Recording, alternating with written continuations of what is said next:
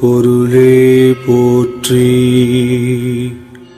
ஓம் வேழமுகத்தோனே போற்றி. ஓம் ஐங்கரனே அருள் புரிவாய் போற்றி. ஓம் ஈசன் மகனே போற்றி. ஓம் அம்பிகை பாலனே போற்றி. ஓம் ஆறுமுகன் சகோதரனே போற்றி. போற்றி போற்றி.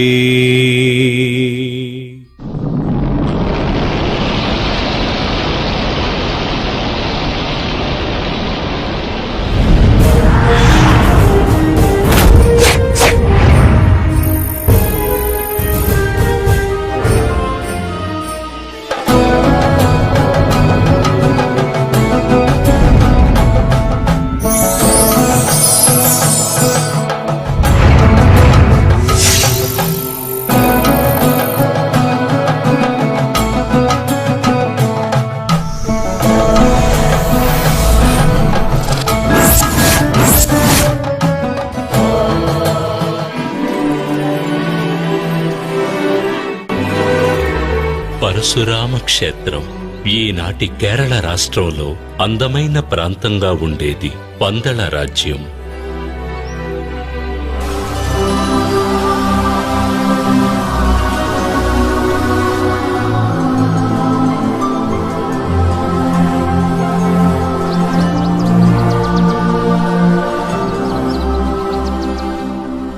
అడవులతో నిండిన భూమి.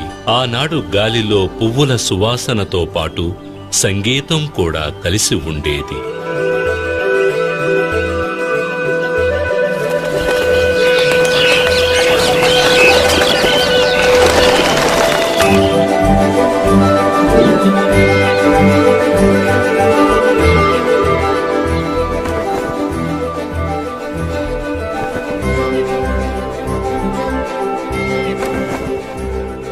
సూర్యుడు పందళ రాజ్యం పైన సున్నితమైన వేడి కిరణాలను మాత్రమే ప్రసరించేవాడు.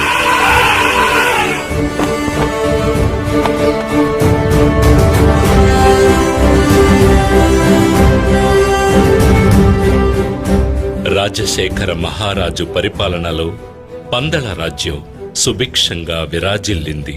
అయినా ఆ రాజ్యాన్ని ఏలే మహారాజుకి, సుఖ సంతోషాలకు లోటులేని ఆ రారాజుకి ఒక వేదన ఉండేది. అవును, అదే పుత్రులు లేరనే బాధ.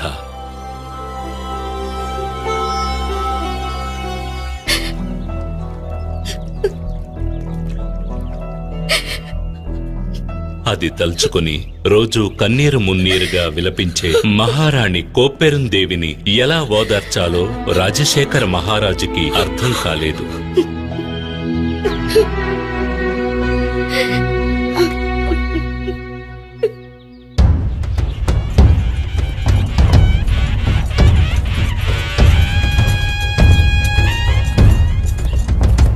ఒకరోజు రాజశేఖరుడు నగర సంచారం చేస్తుండగా, ఇదిగో మన మహారాజు ఎంత అద్భుతంగా మన రాజ్యాన్ని ప్రజల్ని పరిపాలిస్తున్నారు. ఇటువంటి మహారాజు లభించడం మన పూర్వజన్మ సుకృతం అనాలి. నిజమే, కానీ ఎన్ని ఉన్నా ఏం ప్రయోజనం? మహారాజుకి పుత్రభాగ్యం లేదే. మన మహారాజు తర్వాత ఈ రాజ్యాన్ని పాలించడానికి ఒక వారసుడు లేకుండా పోయాడే. ఇది విని మహారాజు కుమిలిపోయాడు. చివరికి భగవంతుని ప్రార్థించడం తప్ప ఆయనకు మరో మార్గం గోచరించలేదు.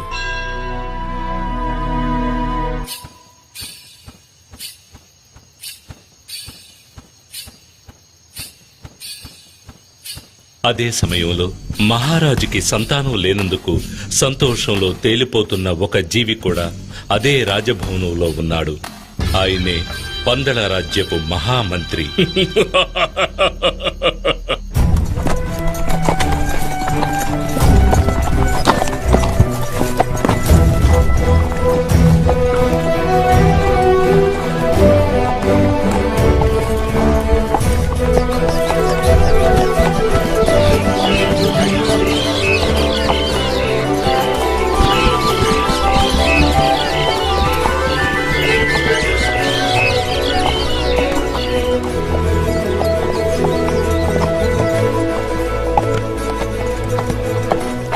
ఒకనాడు రాజశేఖర మహారాజు తన మంత్రులు పరివారంతో సహా వేటకు బయలుదేరాడు. ఆ రోజు ఎన్నడూ లేని విధంగా మనసు ప్రశాంతంగా ఉండడాన్ని, హృదయం సంతోషంతో నిండి ఉండడాన్ని గ్రహించాడు. మహామంత్రి, "హ్మ్, నేటి ఉదయం నుండి నా చుట్టూ అన్ని శుభశకునాలే కనిపిస్తున్నాయి. నా జీవితంలో ఏదో మంచి జరగబోతున్నట్లు, హృదయంలోని శోకం మొత్తం తొలగిపోనున్నట్లుగా అనిపిస్తుంది.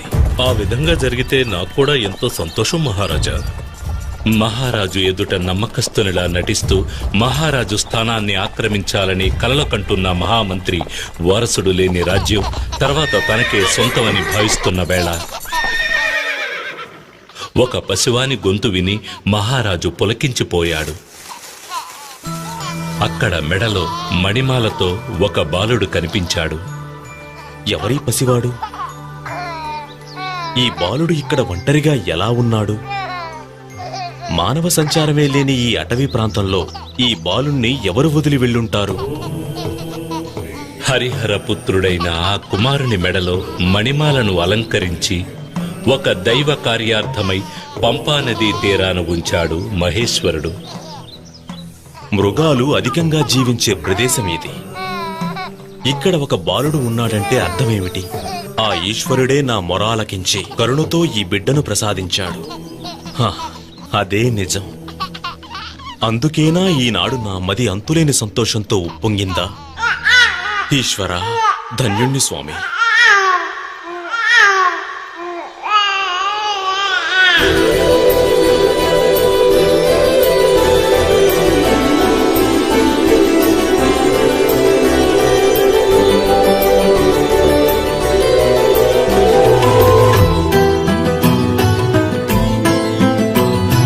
కలి నుంచి కాపాడే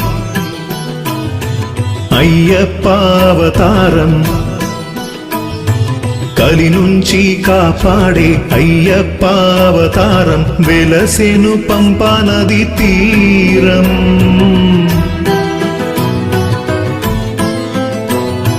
కలి నుంచి కాపాడే అయ్యప్పావతారం, వెలసెను పంపానది తీరం. ఆళ్వార్ల పాట దేవతల ఆట, ఆళ్వార్ల పాట దేవతల ఆట, కలగలిపి చేసే అవతారమంట. ఆ దేవవరం మనం చేయుతపం, ఆ దేవవరం మనం చేయుతపం. అయ్యప్పరాక ఆనందమే, కలి నుంచి కాపాడే అయ్యప్పావతారం, వెలసెను పంపానది తీరం.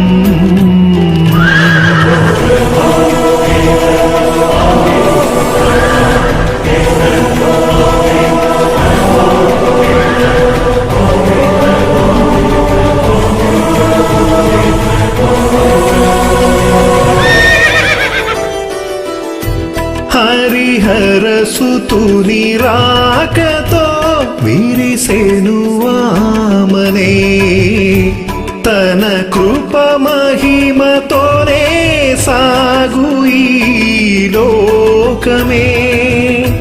కలియుగ దైవ దర్శనం పొందిన చాలురా, తొలగును వేతలు అన్నీ జీవితం ధన్యము.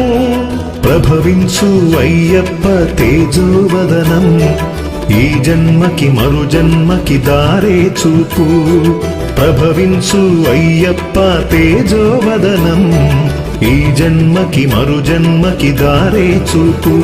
శరణాగతి కోరావంటే కరుణాకరుడే కరుణించులే, అయ్యప్పరాక ఆనందమే. ఈ రాజ్య ప్రజలకు ఒక శుభవార్త. తమకు వరప్రసాదంగా లభించిన బాలునికి ఎంతో ఘనంగా నామకరణ మహోత్సవం జరిపించాడు మహారాజు.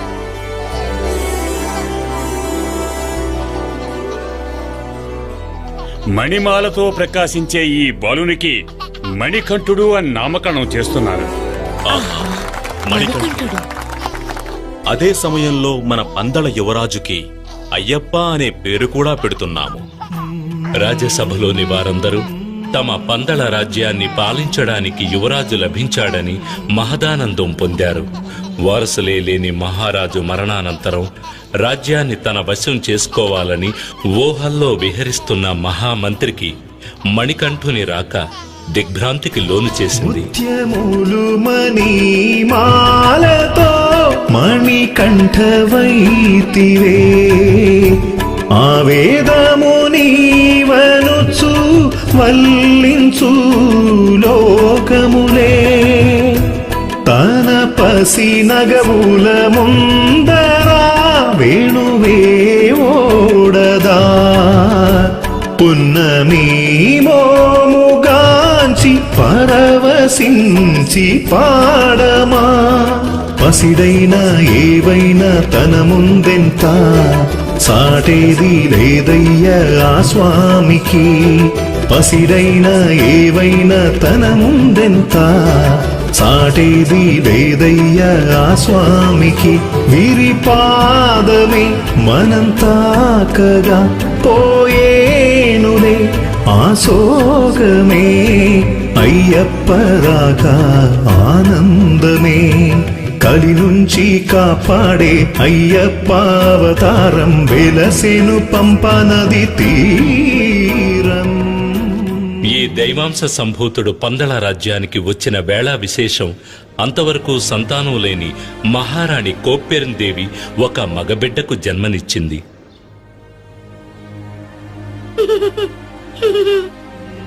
మణికంఠునికి విద్యాభ్యాసం చేయించే సమయం వచ్చింది. అతనిని గురుకులానికి పంపించాలి.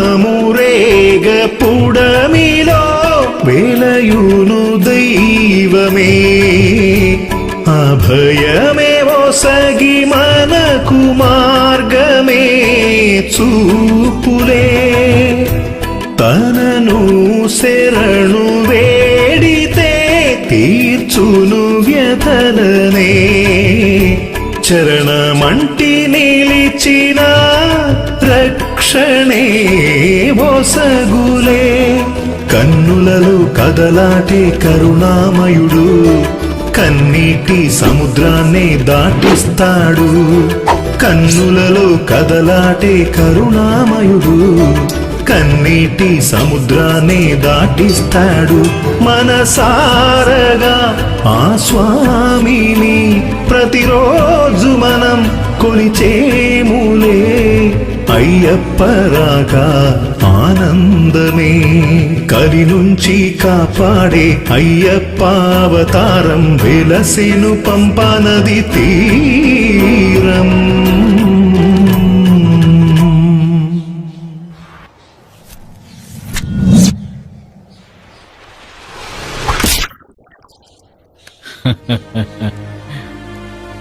ఈ మణికంఠుడు ఒక సామాన్య బాలకుడు కానే కాడు.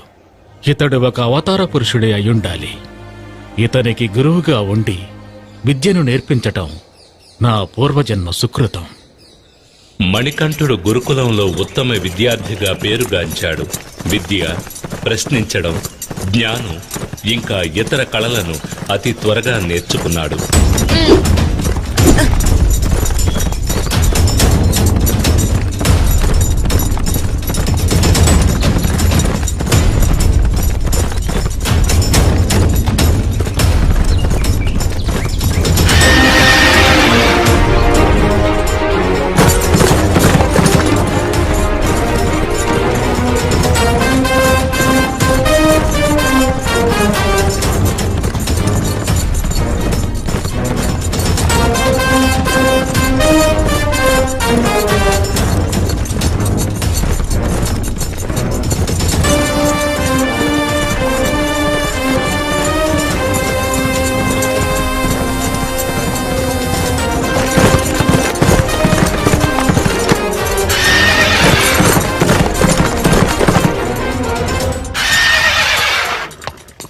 మణికంఠుడు రాజకుమారులకు అవసరమైన సకల అస్త్ర విద్యలను శస్త్ర విద్యలను శత్రువులను ధైర్యంగా ఎదుర్కొనడానికి వారిని అంతం చేయడానికి సహాయపడే కలరి వంటి మరెన్నో విద్యలలోనూ ఉత్తీర్ణుడయ్యాడు.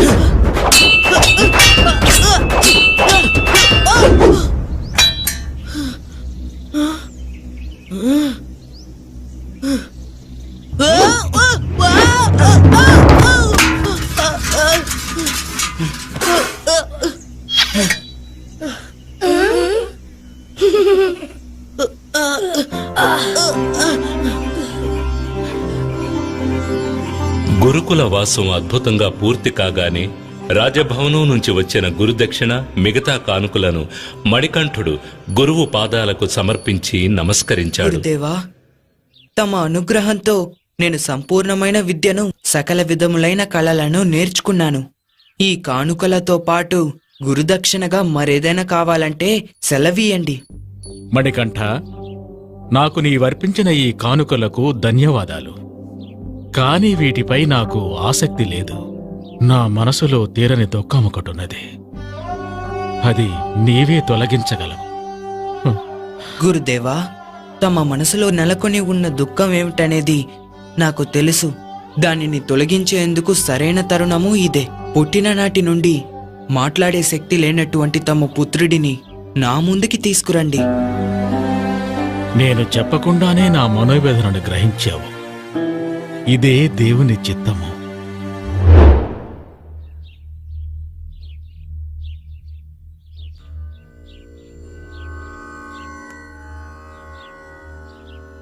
ఓం నమః శివాయ.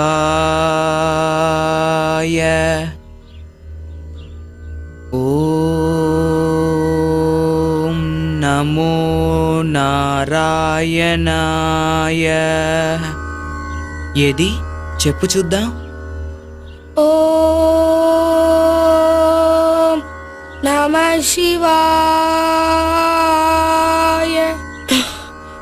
అంతే, చెప్పు. ఓం నమో నారాయణాయ.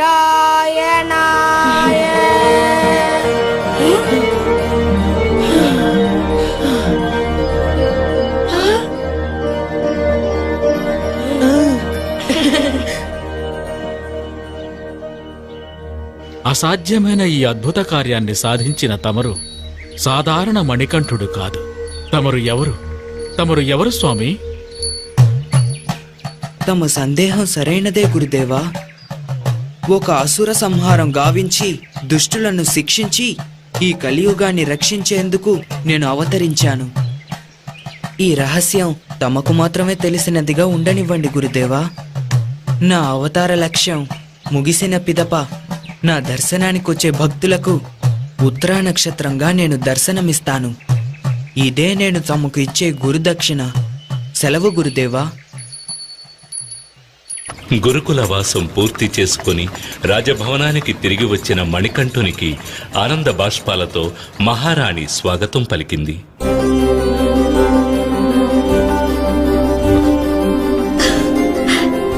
అన్నయ్య, తమ్ముడు,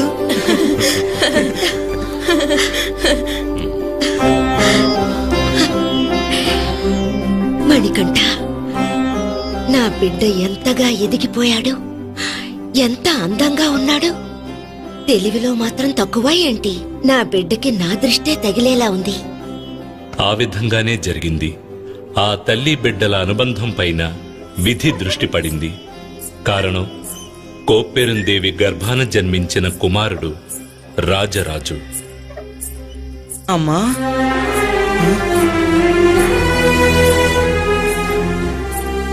ఇది గమనించిన వంచకుడైన మహామంత్రికి సంతోషం కలిగింది. కారణం, దుష్టుడైన మహామంత్రి దైవాంశ సంభూతుడైన అయ్యప్పను సమీపించినప్పుడల్లా ఏదో తెలియని భయానికి గురయ్యేవాడు. తాను మహారాజా అయ్యే అవకాశం చేజారిపోయినా మణికంఠుడు మాత్రం సింహాసనాన్ని అధిష్ఠించడానికి వీల్లేదని నిర్ణయించుకున్నాడు. అందుకోసం ఎన్నో కుట్రలు కుతంత్రాలు పన్నాడు. అందులో ఒక భాగంగా మణికంఠుడు తాగవలసిన పాలలో విషాన్ని కలిపాడు.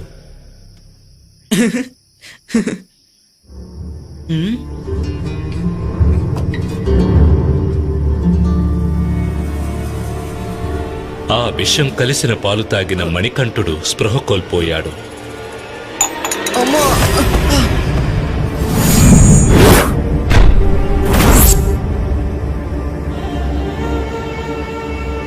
వెంటనే రాజవైద్యులందరూ కలిసి మణికంఠుని కాపాడేందుకు ఎన్నో రకాల వైద్యాలు చేసినా అది సాధ్యం కాక తప్పించారు. ఆ సమయంలో పరమేశ్వరుడు వైద్యుని రూపంలో అంతఃపురానికి వచ్చాడు.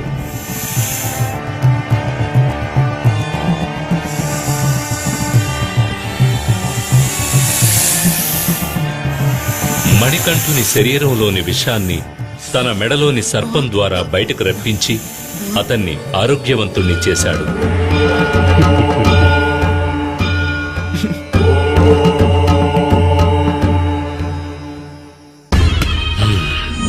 ఈ పథకం కూడా విఫలమైపోయింది.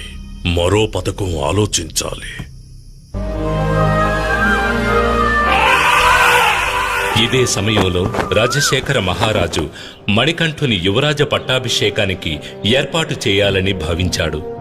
సభలోని పెద్దలారా, మేము విశ్రాంతి తీసుకొని కాలము ఆసన్నమైనదని తామెల్లరికూ తెలిసిన విషయమే. కనుక మణికంఠునికి యువరాజుగా పట్టాభిషేకం చేయాలని మేము నిర్ణయించుకున్నాం. అప్పుడే కొంతకాలం తరువాత అతడు మహారాజుగా సింహాసనాన్ని అధిష్ఠించడం ఉచితంగా ఉంటుంది.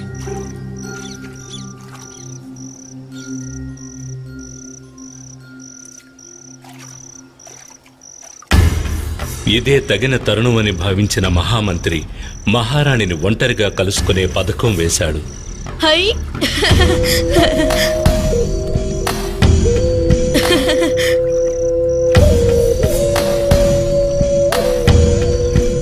ప్రణామాలు మహారాణి. ఏమిటి మంత్రివర్య ఈ సమయంలో? తమ అనుమతి లేకుండా అంతఃపురంలోనికి వచ్చినందుకు క్షమించండి. విషయం చాలా ముఖ్యమైనది. అందుచేతనే ఈ సమయంలో ఇక్కడికి రావాల్సి వచ్చింది. పర్వాలేదు. ఆ విషయం ఏమిటి మంత్రివర్య? కొద్ది కాలంగా తమ మనసును వేధిస్తున్న విషయం గురించి నాకు తెలుసు. ఇక ఈ రాజ్యాన్ని పరిపాలించేందుకు మీకు జన్మించిన కుమారుడే కదా నిజమైన వారసుడు. ఇతడు కాక మరొకరు అధికారం పొందడం ఎలా న్యాయం? జాగ్రత్తగా ఉండండి. నేను వస్తాను మహారాణి. 12 సంవత్సరాలు పెంచిన ప్రేమంతా మాయమైపోగా తన బిడ్డ రాజరాజే సర్వస్వంగా భావించింది మహారాణి కోప్పెరందేవి. తమ్ముడు, రా. అన్నయ్య,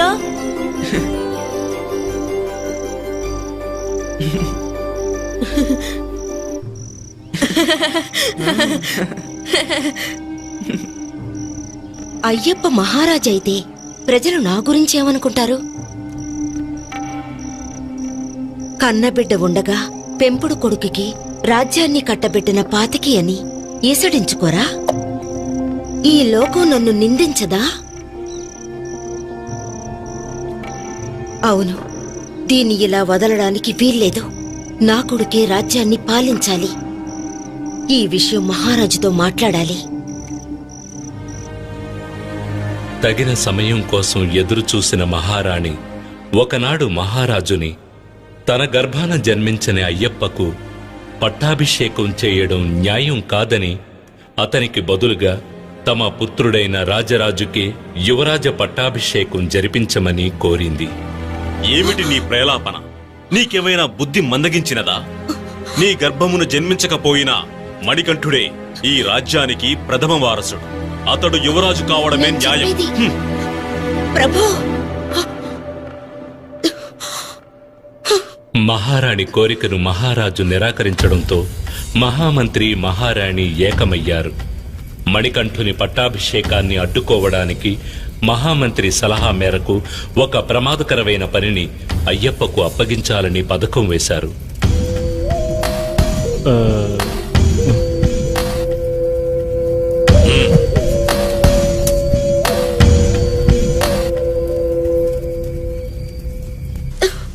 పథకం ప్రకారం కోప్పెరందేవి విపరీతంగా తలనొప్పి వచ్చినట్టు నటించింది.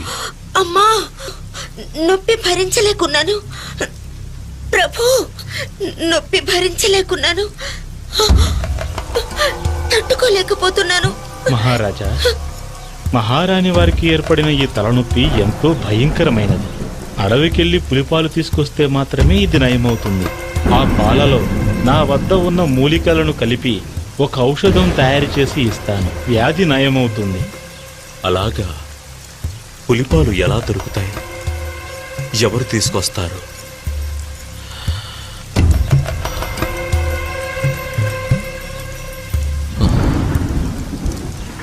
తండ్రి, తల్లిగారి తలనొప్పి పోయేందుకు నేనే అడవికి వెళ్ళి పులిపాలు తీసుకొస్తాను.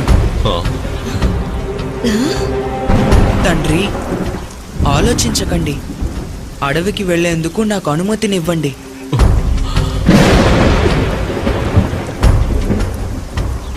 అయ్యప్ప దృఢమైన మాటలలోనూ స్థిరమైన చూపులోనూ దైవత్వాన్ని గ్రహించిన పందలరాజు అయ్యప్ప అడవికి వెళ్లేందుకు అనుమతినిచ్చాడు. ఇది విన్న మహారాణి కోప్పెరందేవి మహామంత్రి తమ పథకం నెరవేరబోతోందని పొంగిపోయారు.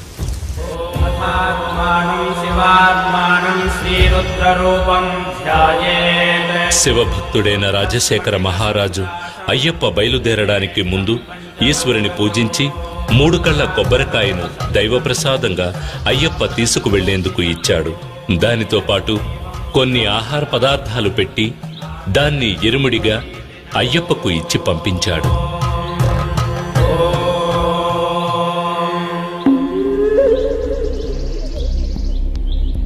హరిహరసుతుడైన అయ్యప్ప అవతరించింది ఒక అసుర సంహారం కోసమే. ఎటువంటి దైవాంశ సంభూతిని రాకకు కారణం రాక్షసి మహిషముఖి. మహిషముఖి అసుర కులానికి అధినాయకి. ఆకారంలోనే కాదు, ఆలోచనలలోనూ ఆమె అత్యంత క్రూరురాలు. చూసేవారికి ఒళ్ళు గగురు పొడిచేంత భయంకరంగా ఉండేది.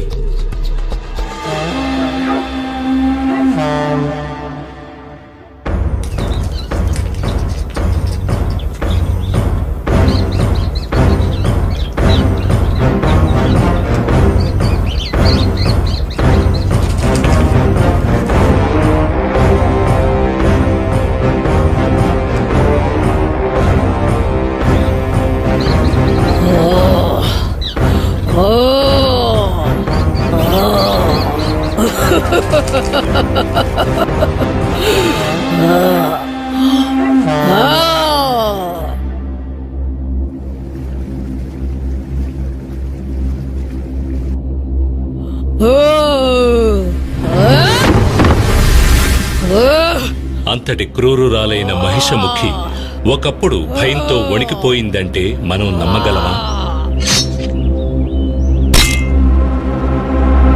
కారణం అసుర ప్రతినిధులందరూ ఒక్కొక్కరుగా మరణించారు. ఆ విధంగా మరణించిన వారిలో ముఖ్యుడు మహిషి సోదరుడైన మహిషాసురుడు. అందుచేత పగ తీర్చుకోవడానికి తన బలాన్ని పెంచుకోవాలని నిర్ణయించుకుంది. తన సోదరుని పరిస్థితి తనకు రాకుండా ఉండడం కోసం బ్రహ్మదేవుని ప్రార్థించి కఠిన తపస్సు చేసింది. అందుకొరకు చుట్టూ అగ్ని రగిల్చి ఆ అగ్ని జ్వాలల మధ్య నిలిచి తపస్సు చేసింది. ఆమె నిశ్చయం స్థిరమైంది.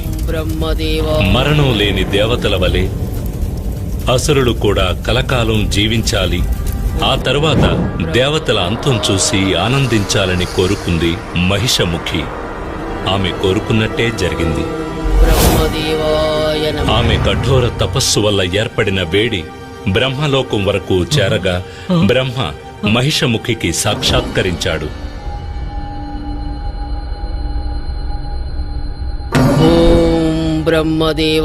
మహిషముఖి, నీ తపస్సుకు నేను ప్రసన్నుడనైనాను. కళ్ళు తెరు. ప్రణామం చతుర్ముఖ. నా కోరికను మన్నించి నాకు సాక్షాత్కరించినందుకు ధన్యవాదములు. మంచిది మహిషముఖి, నీకు ఏం వరం కావాలో కోరుకో. ఓ బ్రహ్మదేవా, దేవతలకు వలనే నాకు కూడా మరణం ఉండకూడదు. అటువంటి వరం అసాధ్యం మహిషి. మరణాన్ని ఎవ్వరూ తప్పించుకోలేరు. మరణం అనేది సృష్టిలో సహజం. కాని నీకు నేను ఒక వరాన్ని ఇస్తున్నాను. నువ్వు ఎలా ఎవరి చేతిలో మరణించాలనుకుంటున్నావో ఆ విధంగా నీకు మరణం సంభవించేలా నేను వరాన్నిస్తున్నాను. బ్రహ్మదేవా, నీరు, నిప్పు, భూమి, గాలి మరియు ఏ విధమైన వ్యాధి వల్లను ఆయుధం వల్లను నాకు మరణం సంభవించకూడదు. పంచాక్షరి నాయకుడైన శివుని అంశ, అష్టాక్షర నాయకుడైన విష్ణువు అంశ కలిసిన ఒక జీవి చేతిలోనే నాకు మరణం అనేది సంభవించాలి. ఆ విధంగా దైవాంశతో జన్మించిన ఒక మానవుడు కూడా ఒక బాలకునిగానే ఉండి తీరాలి. నీవు కోరిన వరాన్ని ప్రసాదిస్తున్నాను మహిషముఖి. ఆయుష్మాన్ భవ. తన మరణాన్ని తానే నిర్ణయించుకున్న సంతోషంతో మహిషి దేవతలను, ఋషులను చిత్రవధ చేసి వధించసాగింది. ఓం నమః శివాయ. ఓం నమః శివాయ. ఓం నమః శివాయ. ఓం నమః శివాయ. ఓం నమః శివాయ. ఓం నమః శివాయ. ఏమిటిది?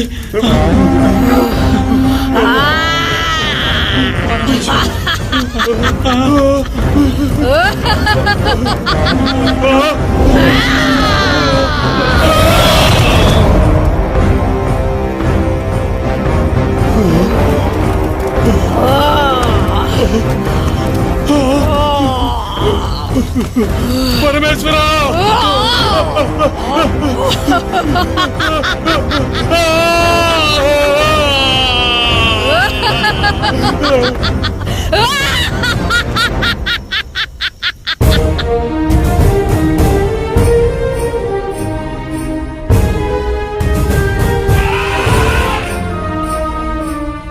ఇక్కడ ఇంకొక సంఘటన గురించి ప్రస్తావించడం ఉచితంగా ఉంటుంది. ఒకనాడు ఇంద్రుడు ఐరావతంపై సంచరిస్తూ ఉండగా దుర్వాస మహర్షి ఎదురైనాడు. దేవదేవ, మహావిష్ణు సతి మహాలక్ష్మి ఆశీస్సులతో ఇచ్చిన ఈ పూలమాలను నీకు కానుకగా ఇస్తున్నాను. దీనిని గ్రహించి సుఖంగా ఉండు.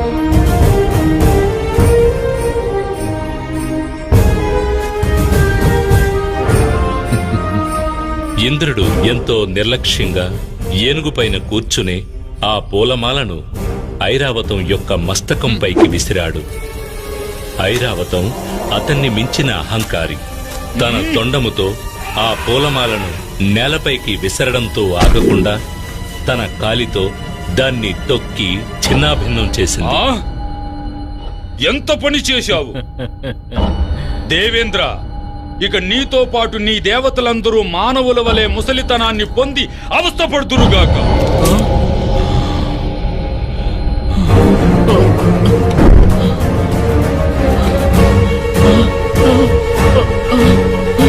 నా దేహం, నా చేతులు. మహర్షి, నన్ను క్షమించండి. నేను అహంకారంతో నా ఒళ్ళు మరచి తప్పు చేశాను. నాకు తమరే శాప విమోచనం కలిగించాలి మహర్షి. అహంకారంతో ఒళ్ళు మరిచి అనుచితంగా ప్రవర్తించావు. సరే పోనివ్వు. పాలకడలిలోని అమృతాన్ని సేవిస్తే మాత్రమే నీకు శాప విమోచనము కలుగుతుంది.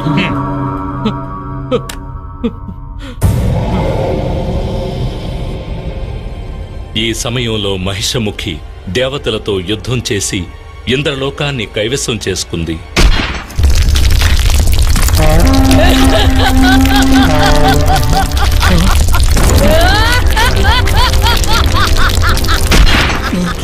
దేవతలందరూ పారిపోయి దాక్కున్నారు. అది మాత్రమే కాక దుర్వాస మహాముని శాపం వల్ల మానవుల వలె ముసలితనంతో అవస్థపడుతున్న దేవతలందరూ శాప విమోచనం కొరకు కైలాసం వెళ్లాలని నిర్ణయించుకున్నారు. పరమేశ్వర శరణు శరణు. సదాశివ మాకు అభయం ఇవ్వండి. జరిగినదంతా నాకు తెలుసు ఇంద్ర. ఈశ్వర, మాకు ఏర్పడిన ఈ కష్టం నుండి తమరే మమ్మల్ని రక్షించాలి. బలహీనులైన మీరు పాలకడలిని మదించడం అసాధ్యం. కనుక మీకు తోడుగా అసురులను కూడా పంపెదను. మీరిరువురూ కలిసి ఆ పాల సముద్రమును మదించిన అందులో వచ్చే అమృతాన్ని సరిసమానంగా పంచుకొనుడు.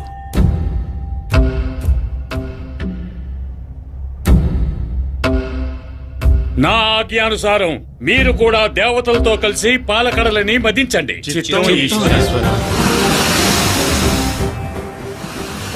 తమ శక్తినంతా ఏకం చేసి దేవతలు రాక్షసులు పాల సముద్రాన్ని చిలికారు.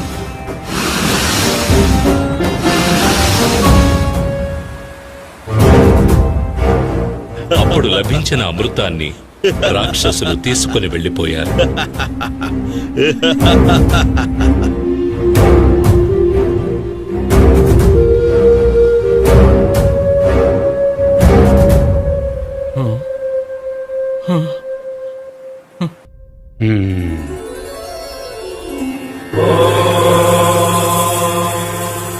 చక్రపాణి, ఇక తమ లీల ప్రారంభించవచ్చు.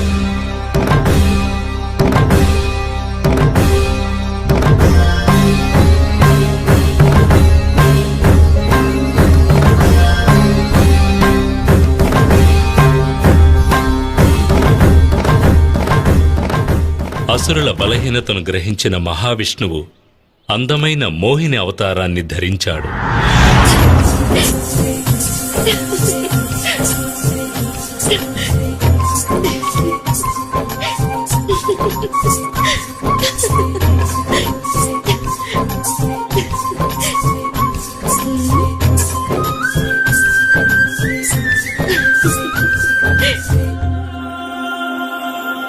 తన అందంతో రాక్షసులను మైమరిపింపజేసి వారి నుంచి అమృతమును తీసుకుని దేవతలకు ఇచ్చి శాపం నుంచి విముక్తులను కావించాడు.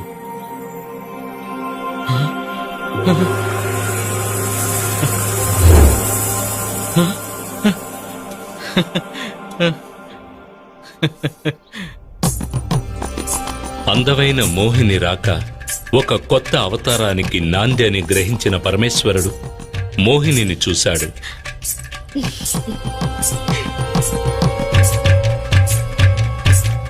శివుని అంశ విష్ణువు అంశ ఏకం కావడం జరిగింది.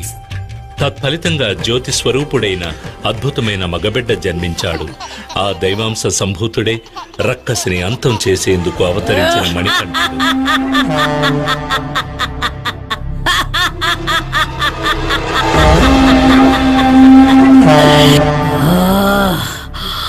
దేవతల కుతంత్రం కారణంగా తమ అసురులకు అమృతం లభించకపోవడం, అది మొత్తం దేవతలకే చేరిందని తెలిసి మహిషముఖి ఆగ్రహం చెందింది.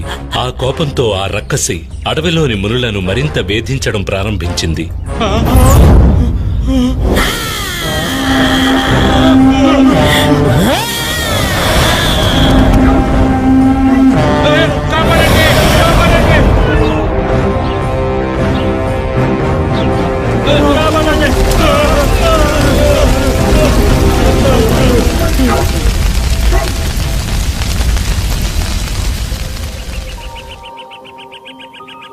ఈ సమయంలోనే పులిపాల కొరకు వచ్చిన అయ్యప్ప అదే అడవిలోకి ప్రవేశించాడు.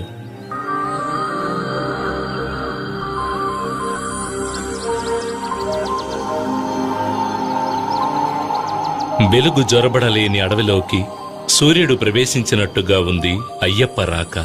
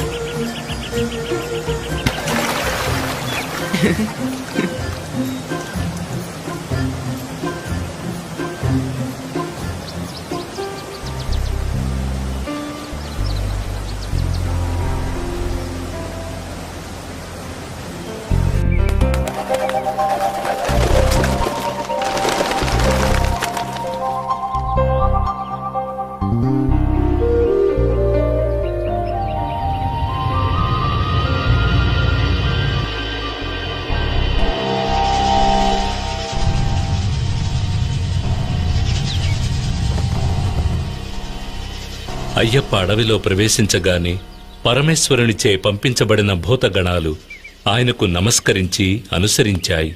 దేవేంద్రునితో పాటు దేవతలు కూడా అయ్యప్పకు తోడుగా వచ్చారు. అయ్యప్ప రాక గురించి మహిషికి తెలిసింది. అతనిని అంతం చెయ్యదలచి యుద్ధానికి సిద్ధమయ్యింది. తనని ఎదిరించేందుకు ఒక బాలకుడు రావడం చూసి ఆ రక్కసి నవ్వింది.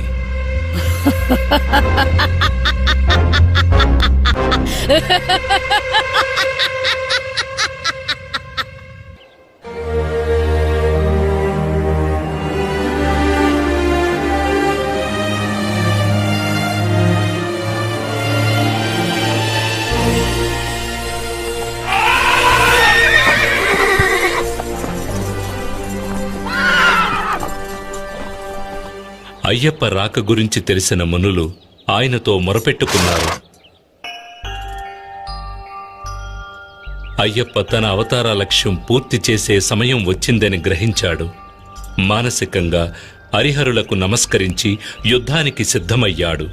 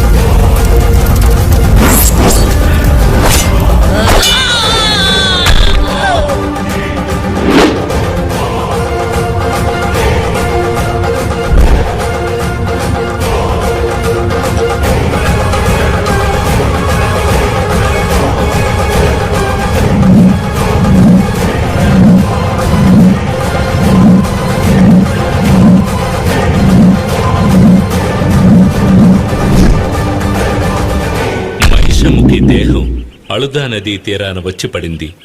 ఆమె తిరిగి లేచేలోగా అయ్యప్ప ఆమె వీపుపైకెక్కి వీరతాండవం చేసి ఆమెను సంహరించాడు.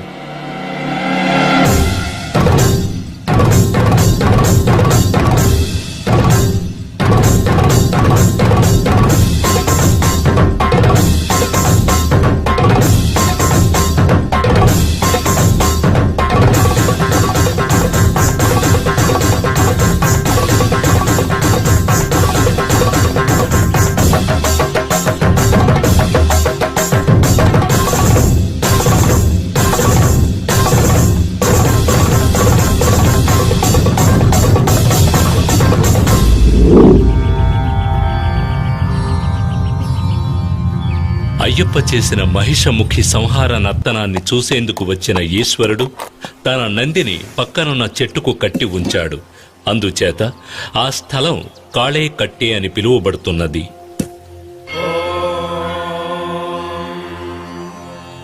సహస్రశీర్షా పురుషః సహస్రాక్షః సహస్రపాత్ స భూమిం విశ్వతో భృత్వా. అయ్యప్ప పవిత్ర పాదస్పర్శ వల్ల మహిషముఖి శరీరం నుండి విడుదలై శాప విమోచనం పొందింది లీలావతి. అయ్యప్పకు ప్రణమిల్లింది. స్వామి, తమ పవిత్ర పాదస్పర్శ చేత నాకు శాప విముక్తి కలిగింది. ఇక నేను తమకే సొంతం. నన్ను స్వీకరించి అనుగ్రహించండి స్వామి. నీ కోరిక నెరవేరదు. ఈ అవతారములో నిత్య బ్రహ్మచారిగానే నేను ఉండబోతున్నాను. అయినా ఒక్క అవకాశం ఉన్నది. నాకు ఒక ఆలయం కట్టబడుతుంది. అప్పుడు నా దర్శనానికి లక్షలాది భక్తులు వస్తారు. ప్రతి సంవత్సరం నా భక్తుల సంఖ్య పెరుగుతూనే ఉంటుంది. ప్రతి సంవత్సరం కొత్తగా భక్తులు నన్ను మొదటిసారి దర్శించడానికి వస్తారు. ఆ విధంగా ఏ సంవత్సరం అయితే కొత్త భక్తులు ఎవరు రారో అప్పుడు నేను నిన్ను వివాహం ఆడేదను. అంతవరకు ఎదురుచూడు. నా ఆలయానికి సమీపంలో నీకు కూడా ఒక ఆలయం కడతారు. నిన్ను మాళిగైపురత్తమ్మన్ మంజుమాత అని పిలుస్తూ భక్తులు పూజిస్తారు.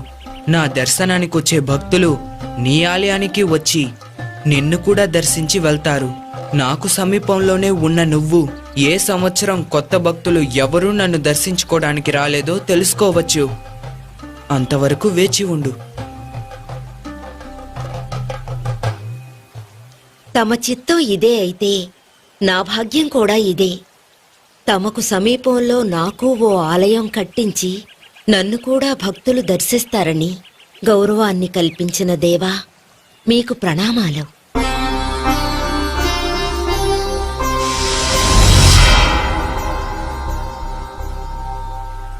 మహిషి సంహారానంతరం పరమేశ్వరుడు అయ్యప్పను పిలిచి, పుత్రా, నీ వియోగంతో కృంగిపోతున్నాడు మహారాజు రాజశేఖరుడు.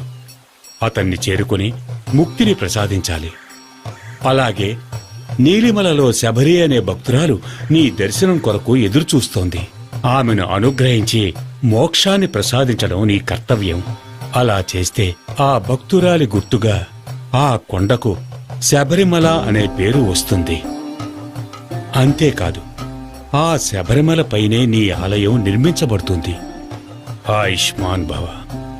మహిషముఖి దేహం నిర్జీవంగా ఉన్నప్పటికీ కొండలా పెరిగింది. అలాగే వదిలేస్తే సూర్య చంద్రాదులను కూడా కప్పివేస్తుంది అనిపించడం వల్ల అయ్యప్ప మహిషముఖి శరీరాన్ని పాతాళానికి తోసి రాళ్లతో కప్పివేశాడు.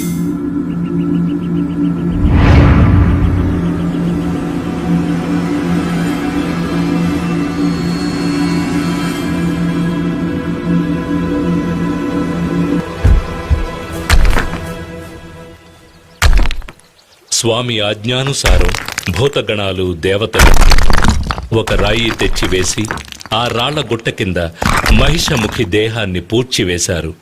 ఆ విధంగా రాళ్ల గుట్ట కింద మహిషముఖి ఖననం చేయబడిన ప్రదేశమే కల్లిడం కుండ్రు అనే పేరుతో పిలువబడుతోంది.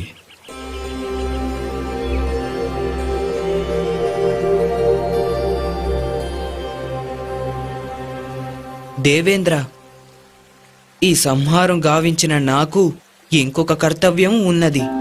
నా తల్లి విపరీతమైన తలనొప్పితో బాధపడుతూ ఉన్నారు. దానిని పోగొట్టే పులిపాలు కొరకే నేనిక్కడికి వచ్చాను.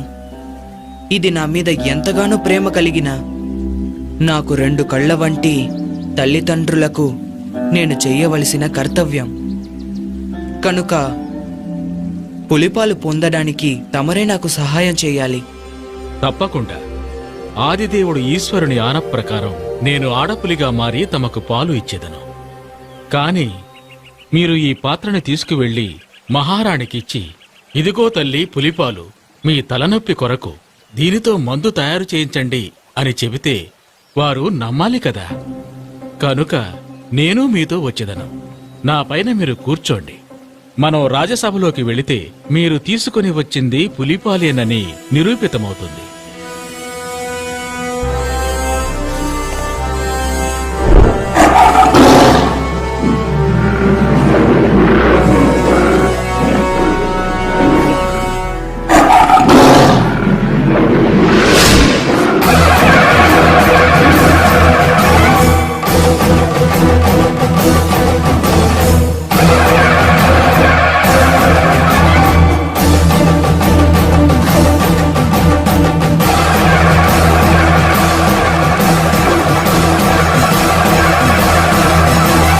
మహిషిముఖిని వధించి మణికంఠ స్వామపుడు పులినెక్కి వచ్చేను చూడు. గిరులెన్నో దాటొచ్చి ఇలా వెలిసే ఆ దైవం చేరేను బందలకి నాడు. ఊరుల్ని, ఏరుల్ని, అడవుల్ని, కోటల్ని దాటేసి వస్తున్నాడు అయ్యప్ప. తలనొప్పి మందైన పులిపాలు తల్లికై తీసుకొని వస్తున్నాడు అయ్యప్ప. భువి అదర, దివి అదర, అష్టదిక్కులదర, జనులదర, జగదదర మహారాణి హడలి తప్పరిగి శరణంటూ తన తల్లి వేడ దయతోటి మన్నించి చేరాడు శబరి. కార్యమే ముగియ పందళమే కొలువ మణికంఠ అవతార పరమార్థం పూర్తయే.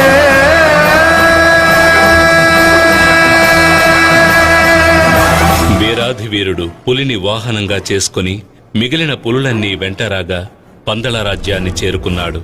రాజ్యసభలోని వారందరూ పైకి దూకవలసిన పులులు శాంతంగా నిలిచి ఉన్న విచిత్రమైన సంఘటనను చూసి ఆశ్చర్యచకితులయ్యారు. పులిపాల కొరకు వెళ్లిన అయ్యప్ప తిరిగి రాడని ప్రగాఢ విశ్వాసంతో ఉన్న మహామంత్రి దిగ్భ్రాంతికి లోనయ్యాడు. రాజశేఖర మహారాజు 2 చేతులు జోడించి నమస్కరించాడు. ఆయన కళ్లల్లో ఆనంద బాష్పాలు ఉప్పొంగాయి. తండ్రి, తల్లిగారి తలనొప్పి కొరకు ఇదిగో తీసుకొచ్చాను పులిపాలు. ఈ పాలు సరిపోవని వైద్యులు చెప్పినట్లయితే ఎంత కావాలన్నా తీసుకోవడానికి ఇదిగో ఈ పులులన్నీ నాతో వచ్చాయి. తాము భగవంతుని అవతారమేనని నేను గ్రహించాను. మేము ఏదైనా తప్పు చేసి ఉంటే మమ్మల్ని క్షమించి ఆశీర్వదించండి స్వామి.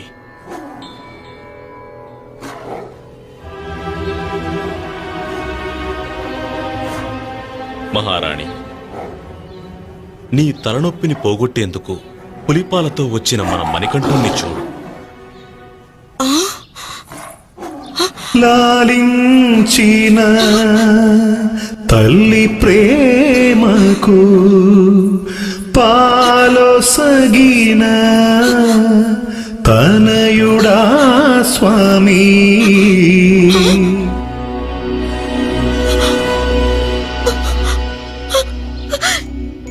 అమ్మలగన్నా అమ్మే అతడు. నన్ను క్షమించు తండ్రి.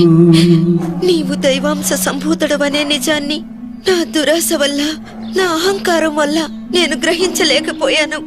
నన్ను క్షమించి రక్షించు పుత్ర, నన్ను క్షమించి రక్షించు. తల్లి, తాము నాకు నమస్కరించడమా? జన్మనివ్వకపోయినా నన్ను పెంచి పెద్ద చేసిన ప్రియమైన తల్లి మీరు.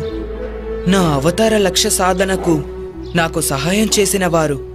ఇటువంటి సందర్భం కోసం నన్ను 12 సంవత్సరాలు పెంచిన మీ ప్రేమకి, ఆప్యాయతకి నేను ఏ విధంగా రుణం తీర్చుకోగలను? నాకు జీవితాన్నిచ్చిన దేవత కదా మీరు. సరే అయ్యప్ప, నీ అవతార లక్ష్యం ముగిసింది కదా, ఇక మా దగ్గరే ఉండిపోకూడదా? లేదమ్మా, ఈ అవతారంలో నేను నెరవేర్చవలసిన కర్తవ్యం ఇంకొకటి కూడా ఉన్నది. అది కలియుగంలో ప్రజల్ని సన్మార్గంలో నడిపించవలసిన ముఖ్య కర్తవ్యం. నాకంటూ ఒక స్థానాన్ని ఏర్పరచుకుని నేనక్కడే ఉండి భక్తులను అనుగ్రహించదల్చాను. తండ్రి, మీ రాజ్యంలోని ఏదో ఒక ప్రాంతంలో కొంత చోటివ్వండి. నేనక్కడే ఉండి ప్రజల కష్టాలు తీరుస్తాను. నాయనా, తమకు ఎంత చోటు కావాలో, ఎక్కడ కావాలో తీసుకోండి.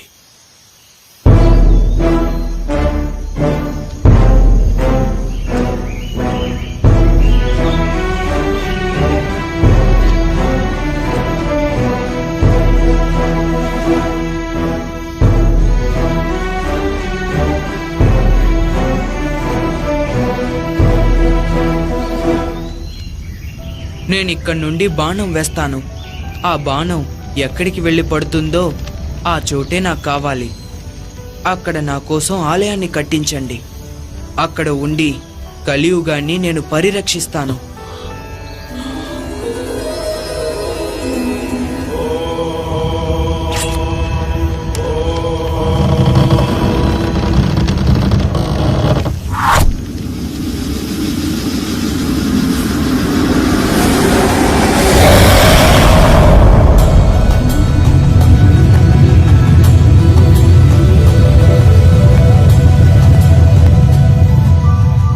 బాణం పడిన చోటే శబరిమల.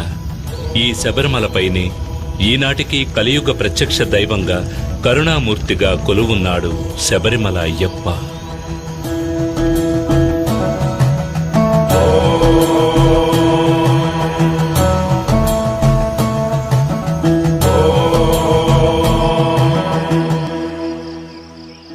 శబరిమలపైన అయ్యప్ప కోరినట్టుగా ఆలయ నిర్మాణాన్ని అతి వేగంగా జరిపించాడు రాజశేఖర మహారాజు.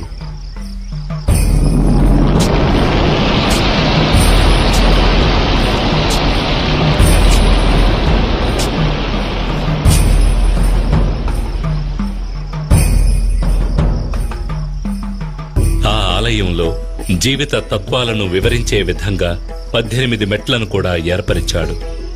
ఈ 18 పవిత్రమైన మెట్లు 18 కొండలకు, 18 మంది దేవతలకు, 18 తత్వాలకు ఆనవాలుగా ఉన్నాయి. 18 కొండలైన ఎంజిపారమల, కాళేకట్టిమల, పుదుచ్చేరిమల, కరిమల, తలైపారామల, దేవరమల, శ్రీపాదమల, మైలాడుమల, మాతంగమల, కాల్కిమల, సిట్రంబలమల, సుందరమల, నాగాంబలమల, గౌండమల, నిలక్కల్మల, నీలిమల, పొన్నాంబలమల, శబరిమల వంటి కొండలను 18 మంది దేవతలైన వినాయకుడు, శివుడు, పార్వతి, కుమారస్వామి, బ్రహ్మ, విష్ణు, రంగనాథుడు, కాళి, యముడు, సూర్యుడు, చంద్రుడు, కుజుడు, బుధుడు, బృహస్పతి, శుక్రుడు, శనీశ్వరుడు, రాహువు, కేతువు అనే దేవతలను 18 తత్వాలైన చూడడం, వినడం, సువాసన, రుచి, స్పర్శ,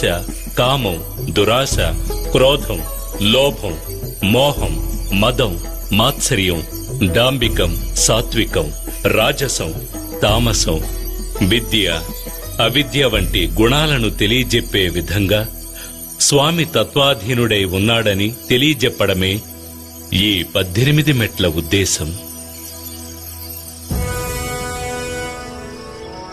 ఆలయ నిర్మాణం పూర్తి కాగానే అయ్యప్పకు ఎటువంటి విగ్రహం ఏర్పాటు చేయాలనే సమస్య వచ్చింది.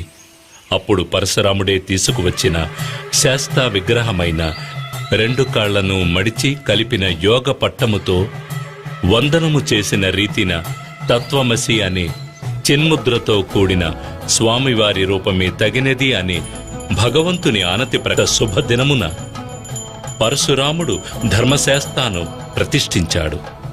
నాటి నుంచి ప్రతి సంవత్సరం మకర సంక్రాంతి నాడు అయ్యప్ప తన భక్తులకు దర్శనమిచ్చి పరిపాలిస్తున్నాడు. తద్వారా తన గురువుకిచ్చిన మాటని నిలబెట్టుకున్నాడు. తనని శరణు కోరిన వారికి సద్గతి లభిస్తుందని తెలియజేసే విధంగా కుడి చేతిని కుడి మోకాలపైన ఉంచి అభయహస్తంతో అనుగ్రహిస్తున్నాడు అయ్యప్ప. అంటే తనే శరీరం అన్నవారికి అభయమిచ్చే అద్భుత రూపమిది. దారులలో నా బండా గొయ్యి కొండల్లో నా నడిపించి నన్ను కాపాడును అయ్యప్ప. మసక చీకటి వేళల్లోనూ కటిక చీకటి అడవుల్లోనూ చెయ్యి చాచి కాపాడును అయ్యప్ప. తప్పులు గాని లోపం గాని తెలియక నేను చేసిన గాని పెద్ద మనసుతో కాచును నన్ను అయ్యప్ప. పట్టిన దీక్ష చెడిపోకుండా కష్టాలేవి దరి రాకుండా ఎప్పుడు నన్ను రక్షిస్తాడు అయ్యప్ప. హరిహర సుతుని కన్నులగాంచి జన్మ సార్థకత పొందెద నేను. శబరినాథుని పదముల వాలి సద్గురునాథుని దయనొందుతా. పొన్నంబల వాసుని గుంది కన్న తల్లికి ఉండే మనసు చూసొస్తాను కొండ ఎక్కొస్తాను. ఓ స్వామి కన్నె స్వామి ఎక్కడి దాకా శబరిమలకి రా స్వామి కన్నె స్వామి ఎప్పుడు వెళ్తావు ఇప్పుడే స్వామి.